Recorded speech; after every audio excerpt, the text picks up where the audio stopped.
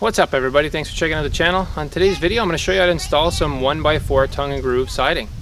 So I've got a shed that we started here a few weeks back, but before we get into it, don't forget to smash that like button and subscribe to the channel. It really helps things out. So like I said, we got this shed in the background. We started a few weeks ago and we're going to be cladding it with some 1x4 tongue and groove cedar. So let's get into it.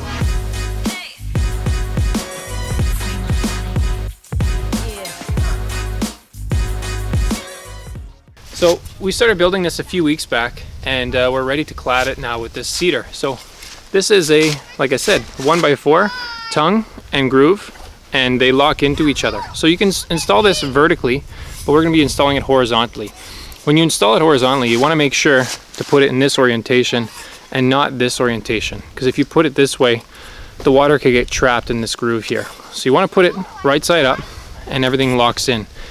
When you punch some brad nails in there, which I'll go over after, you're punching them right in this surface here, so the nail actually gets covered by the next board. So without further ado, again, smash that like button, subscribe to the channel, let's get this thing going.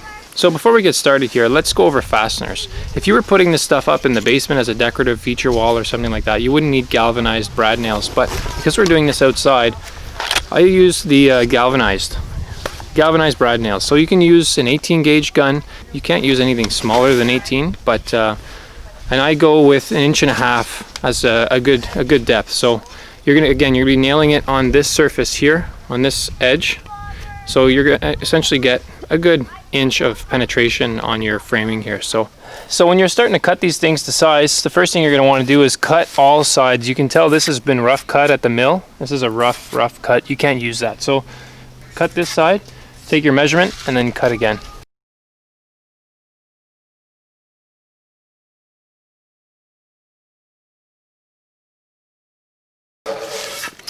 This way you get some nice fresh cuts. So I've got my piece cut to size. If your base was perfectly level, you want to make sure that your starter piece is perfectly level. We've built this a bit of a different way so it can be moved. So it's almost perfect, but it's not quite perfect. But anyway, I've got another shed video that I'll be posting shortly on how to build a shed, so like start to finish. But this is a wood shed. So anyway, that being said, let's get this baby up. So there is a good side and a bad side on these things. Sometimes the one face will be sanded a little more than the other. So make sure you put the good side out. Sometimes you'll get a bevel just on the one side and not on the back side. So for your starter piece, get him in. So we've got our first piece in, ready to go. It's not installed, but it's just on the ground. And this is one detail that, depending on how your shed's built, you're probably not going to encounter this exact scenario. I mean, unless you plan for it. But so I'm going to go over a few different details on how to finish things. But essentially, this is going to be finished between two posts. So there's a post here. So it's a nice clean cut, and there's a post there. So two clean cuts. All you got to do is cut these to width and pop them in. When you're nailing them in, for the bottom row, you nail the face, so down here. So every stud, and then just for the bottom row, moving up, you nail them in the tongue right here. So you just go down on an angle, and that way you don't see any of your nails when it's all said and done.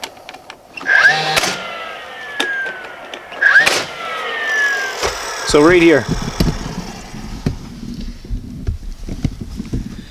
We've got a nail here, nail in the face, and the next board we'll put on the top as well. So let's keep going.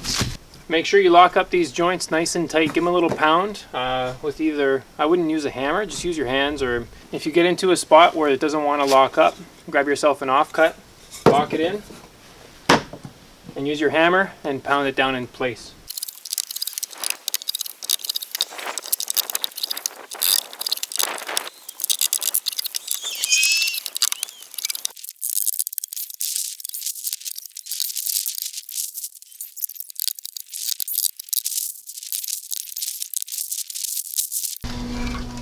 Alright, so we're near the top here, and if you look, I've got about a 1 inch gap here, so to put that in after is going to be really tough. So you want to put the last two pieces in together at the same time. So you're going to rip this top piece at whatever length you need and then tack them in together. And that last piece, you'll face nail just like you did the first board. So I basically put this one where I want it to be, and I measured from, let me show you here. I measured from this point up on the top up to the ceiling, and I subtracted about 1/8 of an inch off the whole thing, just so it's a nice tight fit. So I've got a 1 on this side, it's 1 1/16, on the other side it's 1 inch. So I'm going to do like probably just short of an inch, probably 15/16 right across the whole thing. So you can use a skill saw, table saw. Table saw is definitely the way to go, but I don't have one here, so we're going to use a skill saw. All right, so I've marked off a 1 inch mark here, and a little trick is to use your finger to ride on the back of the board. So I'm just going to set my pencil at the 1 inch mark. You can see my finger is rubbing on the side, and you just drag your pencil. Just drag it right along all the way to the end. So you can double check, make sure you did it right. Just double check your spacing. And I'm not marking it this time, I'm just riding on top, just to make sure I set it at the right spot, and it looks good. There's a little dent here in my mark, but that's because there's a knot here, but this looks good. All right, so I'm gonna rip this on the skill saw. I'll be back. So one thing I forgot to mention too is make sure you cut off the right side of the piece, so for your cap. So make sure you cut off the groove and not the tongue. So I'm gonna lock these two pieces together, and then I'll put them up on the wall. So pop this guy in and tip him in.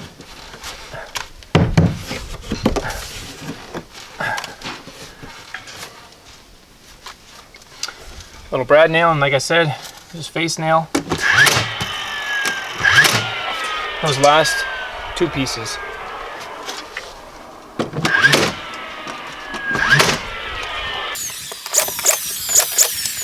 And there you go. So that's wall to wall, essentially post to post, quick cuts, no corner pieces, but I'll show you how to do some corners around the corner. Too many corner words. So that's the finished product for this side. Sorry about the lighting, the shadows are wild, but you get the gist of it. There we go. Next is this corner here. So we have a little more room for error on the tightness of our cuts. We're going to bring our boards to this point here. Where's my hand? There it is. Bring our boards to this point here, and we're going to clad this pressure treated post at a later date with some cedar. We're going to do full boards right across to the corner here. And on this corner, we're going to come just short, and we're going to cover this with a corner as well. So let's get this wall up. We're going to go right to the peak here, and at a later date we'll do some soffit with this stuff as well, which is the soffit is the stuff that goes on the underside of the roof on the overhang here. So let's start this wall. So on your starter piece on this side, you're going to want to make sure that you start flush. So unlike the other side where we could just rest it on the deck, we can't rest it here. There's nothing to rest on. So we'll just get it put in place. Oh, that one's got a bit of a defect on that side. Always inspect your boards before you put them on. This one's got a nice chunk missing here on the corner, so you can hide that. I'm just going to put a brad nail right in this corner here, and it's touching the ground on this end over here, but then I'll lift them up as I go and I'll adjust. So that guy's in.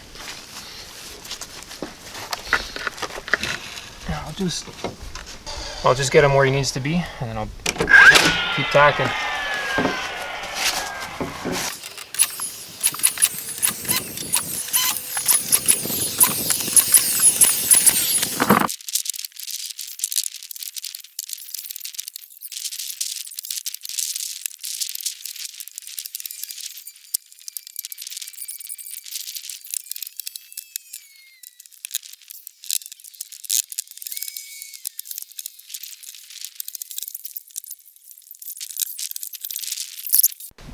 So we're getting into the complicated cuts up here, and we're going to be covering this soffit, this diagonal roof line here. We're going to be covering that with some more tongue and groove cedar.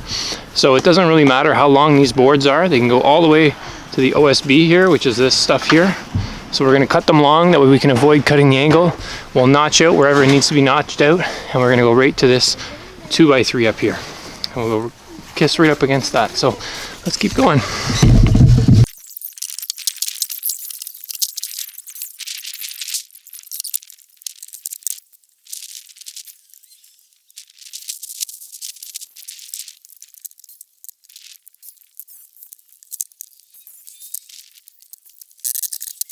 Alright, so I've got one full side done and the one skinny face. I'm going to finish the rest of it and I'll check in after. So there it is, the finished product. Well, nearly finished. There's a few odds and ends to finish still. We've got to finish some soffit, which we're going to do in probably some tin, some vented soffit, just so we get some airflow. We're going to cap this with some 2x6s to clean this edge. We're going to cover this too, so all the pressure treated's getting covered.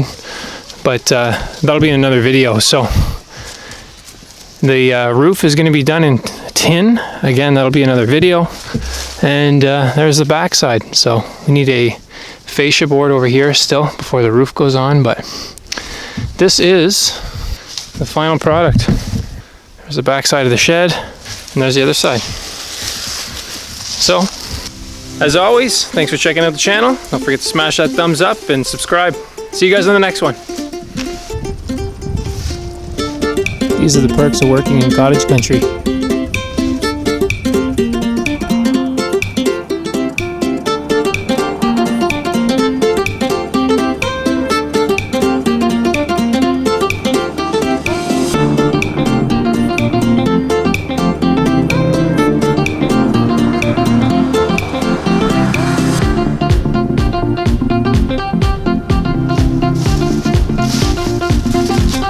Get back to work.